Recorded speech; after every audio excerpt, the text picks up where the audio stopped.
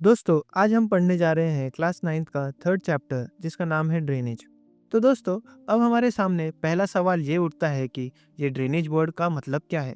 तो दोस्तों drainage basically एक एरिया के रिवर सिस्टम को डिस्क्राइब करता है। अब आप ये डायग्राम को देखेंगे तो आपको इसमें एक मेन रिवर दिखेगी जिसको बहुत सारी छोटी छोटी स्ट्रीम्स आकर जोड़ रही हैं, जिसे हम ट्रिब्यूटरीज कहते हैं। और अब आप ये देख रहे होंगे कि मेन रिवर से बहुत सी स्ट्रीम्स अलग भी हो रही हैं। इन्हें हम डिस्ट्रीब्यूटरीज कहते हैं और इसको हम रिवर सिस्टम कहते हैं। और ये पूरे एरिया को हम ड्रेनेज बेसिन कहते हैं। और जैसा कि आप सभी जानते हैं कि सारी नदियाँ एंड में जाकर अपने आप को किसी लार्ज वाटर बॉडी जैसे कोई सी या ओशन में ड्रेन कर देती हैं। और दोस्तों आपको एक एलिवेटेड एरिया इस डायग्राम में दिख रहा होगा, जैसे कि एक माउंटेन या कोई एक प्लेट्यू रीजन जो कि दोनों ही नदियों के ड्रेनेज बेसिन को अलग कर रहा है। और ऐसे ही माउंटेन या कोई अपलैंड को हम वाटर डिवाइड कहते हैं। तो दोस्तों आइए अब हम इंडियन रिवर्स के ड्रेनेज सिस्टम को समझते हैं। इंडिया के ड्रेनेज सिस्टम मेनली दो हिस्सों में डिवाइडेड है, द हिमालयन रिवर्स और द पेनिनसुलर रिवर्स। अगर हम हिमालयन रिवर सिस्टम की बात करें तो ज़्यादातर हिमालयन रिवर्स पूरे साल फ्लो होती हैं, यानी कि वो पेरेनियल रिवर्स हैं। इन रिवर्स में बारिश और गर्मी के मौसम में बर्फ पिघलने के कारण पूरे साल पानी भरा रहता है। और जैसा कि आप पिछले चैप्टर में पढ़ चुके हैं कि हिमालयन माउंटेन से ओरिजिनेट होने वाली इंडिया में तीन बड़ी नदियां हैं, जिनके नाम है इंडस, गंगा और ब्रह्मपुत्रा। ये तीनों ही रिवर्स माउंटेन को इरोड करके गॉज और वी शेप वैली बनाती हैं। और ये नदियाँ इंडियन सबकॉन्टिनेंट से लेकर एंड में ओशन में ड्रेन होने तक काफ़ी लंबा सफ़र तय करती हैं। और इसी सफ़र के बीच वो अपनी इरोजनल एक्टिविटी परफॉर्म करके अपने साथ सैंड, सिल्ट और कंकर लेकर चलती हैं। और साथ ही साथ ये नदियाँ अपने मिडिल कोर्स में ऑक्सबो लेक और मियांडर्स बनाती हैं। ओशन में ड्रेन होने से पहले ये नदियाँ अपने लोअर कोर्स में डेल्टा रीजन बनाती हैं, जिसमें वो अपने साथ लाए सैंड, सिल्ट को डिपॉजिट कर देती हैं। तो आइए दोस्तों अब हम पर्टिकुलरली इंडस रिवर को समझते हैं। इंडस रिवर तिब्बत में बोकारोचू नाम के ग्लेशियर जो कि मानसरोवर लेक के नज़दीक है, वहाँ से ओरिजिन होती है। वहाँ से इंडस रिवर वेस्ट की तरफ फ्लो होते हुए इंडिया में जम्मू कश्मीर से एंटर कर जाती है। आगे चलकर वो पाकिस्तान के गिलगिट बाल्टिस्तान के एरिया से फ्लो होते हुए अरेबियन सी में जाकर ड्रेन हो जाती है।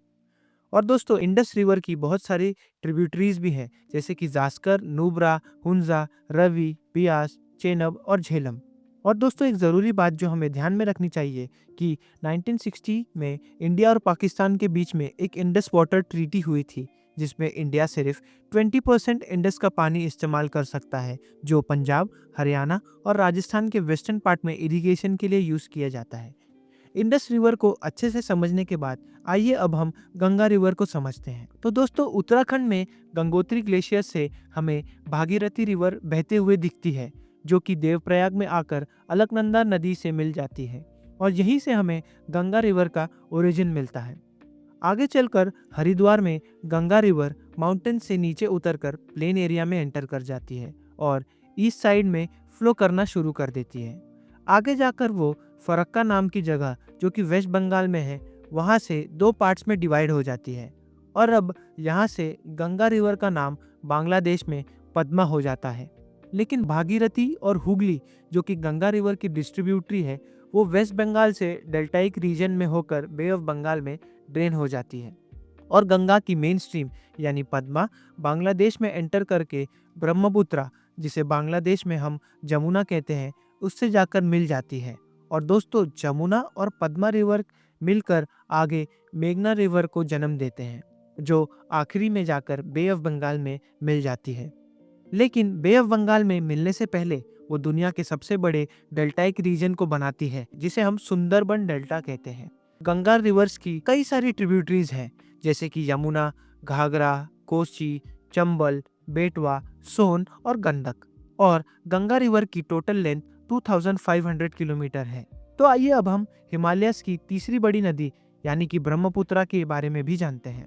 तो दोस्तों ब्रह्मपुत्रा रिवर का ओरिजिन तिब्बत में मानसरोवर लेक के पास देखने मिलता है, जो कि इंडस रिवर के ओरिजिन पॉइंट से काफ़ी नज़दीक है। ब्रह्मपुत्र नदी के रिवर बेसिन मेजरली इंडिया के बाहर देखने मिलता है। ये नदी तिब्बत से ईस्ट की तरफ फ्लो करते हुए नामचा बर्मा नाम की जगह से यू टर्न लेकर इंडिया में अरुणाचल प्रदेश के स्टेट से एंटर कर जाती है। अरुणाचल प्रदेश में इसे दिहांग के नाम से जाना जाता है। यहाँ पर दिबांग और लोहित नाम की ट्रिब्यूटरीज से मिलकर ये आसाम में एंटर करती है, जहाँ पर इसे हम ब्रह्मपुत्र के नाम से जानते हैं। आगे जाकर ये बांग्लादेश में एंटर कर जाती है, जहाँ पर इसे जमुना के नाम से जाना जाता है। आखिर में ये पद्मा के साथ मिलकर बे ऑफ बंगाल में ड्रेन हो जाती है। दोस्तों, जब ब्रह्मपुत्र आसाम और अरुणाचल प्रदेश से गुजरती है, जो कि एक हाई रेनफॉल वाला रीजन है, तो ये अपने साथ काफ़ी ज़्यादा वाटर और सेडिमेंट्स लेकर फ्लो करती है, जिसकी वजह से हमें वहाँ पर कई रिवरन आइलैंड्स भी बनते हुए दिखते हैं।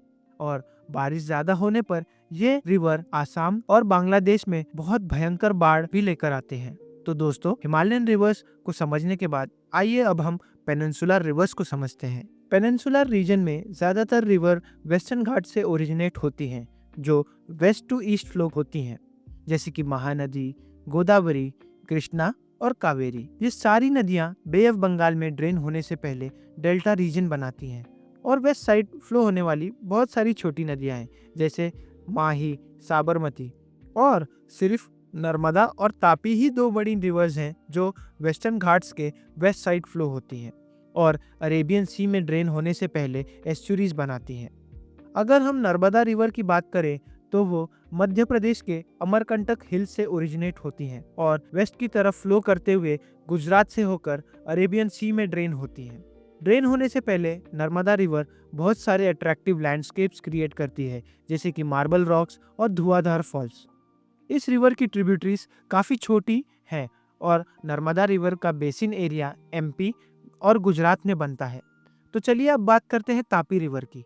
ये रिवर सतपुरा रेंज से ओरिजिनेट होती है और ये नर्मदा रिवर के ऑलमोस्ट पैरेलली फ्लो होती है। ये महाराष्ट्र और गुजरात से होकर अरेबियन सी में ड्रेन हो जाती है।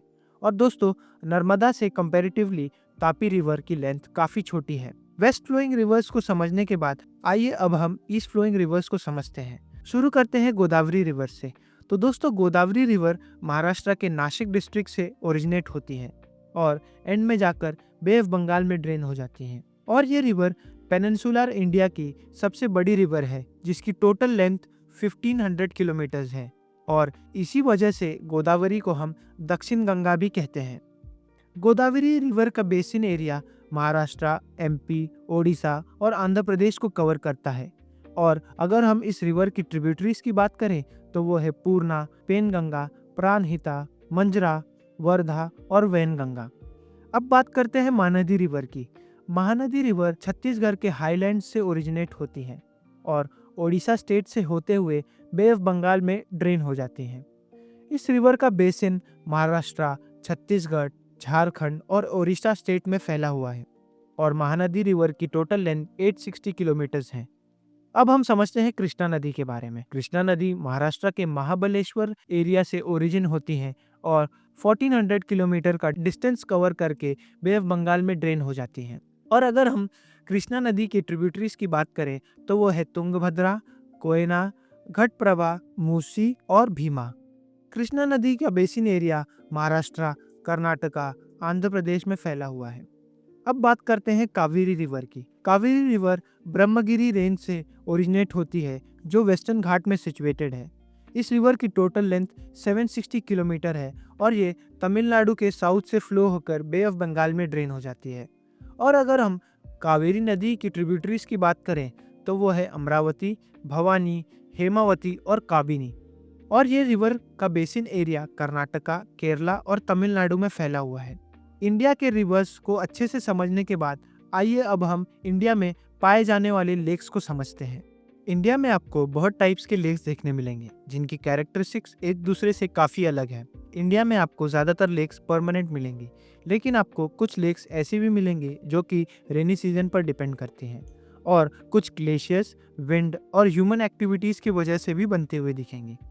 इंडिया में सबसे ज़्यादा फ्रेश वाटर लेक आपको हिमालयन रीजन में मिलेंगी, क्योंकि वहाँ पर ग्लेशियर या आइस शीट्स पिघलने के कारण फ्रेश वाटर लेक्स बन जाती हैं, जैसे कि वुलार लेक, दाल लेक, भीमताल, नैनीताल, लोकताल और Barapani lakes. Fresh water lakes के अलावा इंडिया में आपको सॉल्ट वाटर लेक भी मिलेंगी, जैसे कि सांबार लेक जो राजस्थान में सिचुएटेड है।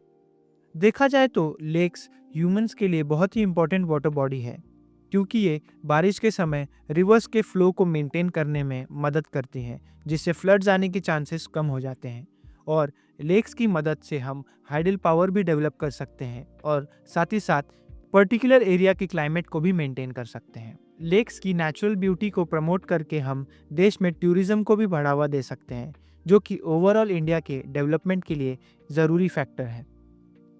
लेक्स के साथ साथ दोस्तों रिवर्स भी हमारे लाइफ में एक बहुत ही ज़्यादा इंपॉर्टेंट रोल प्ले करती है, स्पेशली इंडिया जैसी कंट्री के लिए जहाँ पर एग्रीकल्चरल ऑक्यूपेशन बहुत प्रोमिनेंट है। बट दोस्तों रिवर की इंपॉर्टेंस जानने के बाद भी हम रिवर्स के पानी को एक्सप्लॉइट करते हैं। पिछले कुछ सालों में बढ़ती पॉपुलेशन के कारण, इंडस्ट्रीज के कारण रिवर्स की वाटर क्वालिटी बहुत ही ज्यादा खराब हो गई है, जिसके कारण इंडियन गवर्नमेंट को काफी ज्यादा खर्चा इन रिवर्स को मेंटेन करने में करना पड़ रहा है। और अगर हमने ऐसा ही केयरलेस एटीट्यूड रिवर्स के लिए रखा तो आने वाले सालों में इंसानों को बहुत सारी परेशानियां झेलनी पड़ेगी। तो दोस्तों एंड में आप सभी से मैं यही रिक्वेस्ट करूंगा कि आपके पास अवेलेबल वाटर रिसोर्सेज को आप केयरफुली यूज करें और वाटर वेस्ट ना करें। Thank you. उम्मीद करता हूँ आपको ये वीडियो पसंद आई हो, और ऐसे ही और कंटेंट के लिए do like and subscribe my channel after class academy.